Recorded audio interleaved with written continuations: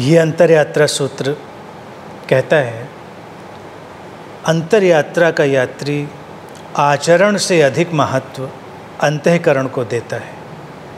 वो आंतरिक सत्य को बाह्य आचरण से अधिक मूल्य देता है और बाह्य आचरण की बुनावट में अंतस की खिलावट को खोने नहीं देता है।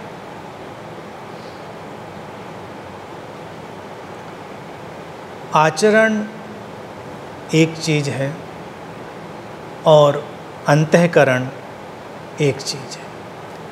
अंतःकरण से यहाँ तात्पर्य है जो व्यक्ति की आंतरिक समझ है, अंतर जगत है उसका। अब कोई भी साधक या खोजी जो है उसके लिए सबसे ज़रूरी चीज़ क्या है कि वो अपने अंतर जगत पर ध्यान दे। वो बाहर की चीज़ों को अच्छा बनाए बेशक, लेकिन इस तरह से बाहर में ना उलझे कि अपनी भीतर की जो चीज़ें हैं उनको भूल जाए। इसीलिए सूत्र कहता है कि वो महत्व अपने अंतर जगत को ही देता है, अंतःकरण को ही देता है, और बाह्य आचरण की बुनावट में अपने अंतर जगत की खिलावट को भूल नहीं जाता या उसको दब नहीं जाने देता। क्योंकि अक्सर क्या होता है कि जो आचरण है यानी कि बाहरी व्यवहार है, लोग उसी को देखते हैं और बाहरी व्यवहार में ही जब कोई बहुत ज़्यादा उलझ कर रह जाता है तो मुश्किल खड़ी हो जाती है। फिर कई बार ये जो चीज़ है वो असत्य की तरफ भी ले जा सकती है। भीतर बदलाव नहीं है लेकिन बाहर का आचरण व्यक्ति कुछ और दिखाना चाहता है, और साधक के लिए ये चीज़ एक भटकाव है। अर्थात मुख्य चीज़ है पहले भीतर का बदलाव, और भीतर के बदलाव से ही बाहर का बदलाव घटेगा।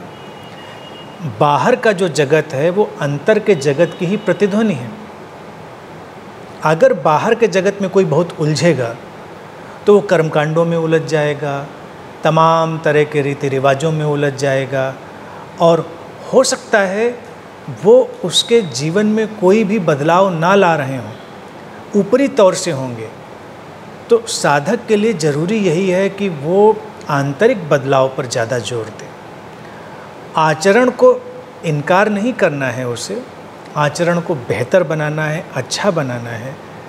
सूत्र ये कहता है कि उसमें उलझ कर नहीं रह जाना है, उसकी बुनावट को ऐसे नहीं बनाना है कि वो एक जाले की तरह बन जाए। आचरण एक वस्त्र की तरह हो तो ठीक है, उपयोग के लिए उसको पहना जाए, उसको रख दिया जाए। जब उपयोगिता हो आचरण की जैसी, उसके अनुकूल उसका उपयोग किया जाए तब तो ठीक है।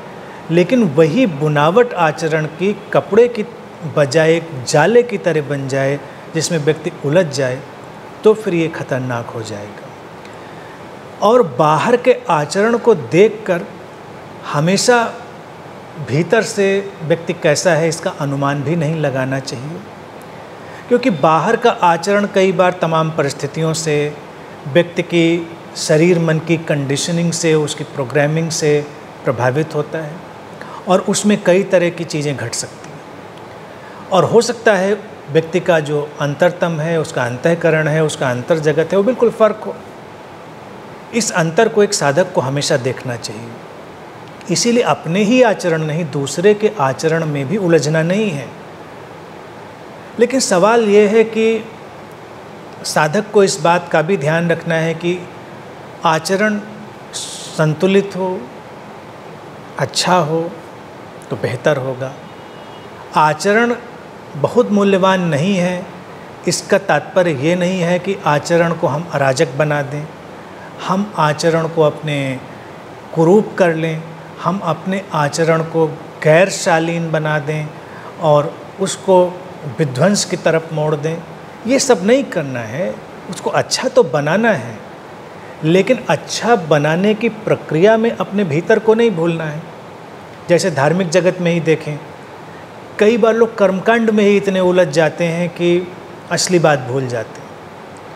अगर ध्यान का ही उदाहरण हम लें, किसी को ध्यान में जाना है तो ध्यान में जाना उसकी आंतरिक समझ और उसकी जो तत्परता है, उसकी सजगता है, संवेदनशीलता है, इस पर निर्भर करता है।